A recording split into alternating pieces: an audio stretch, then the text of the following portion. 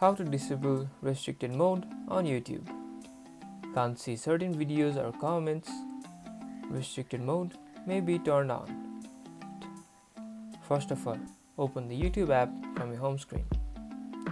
Then, tap on your profile icon in the bottom right corner. Then, go to Settings, which is on top right corner.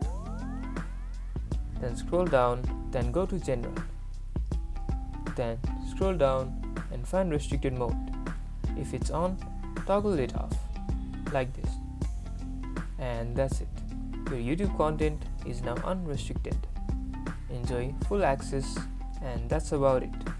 If you guys enjoyed this video, or if this video managed to help you, don't forget to smash that like button and subscribe for more videos like this. Thank you guys for watching, and see you guys in the next tutorial.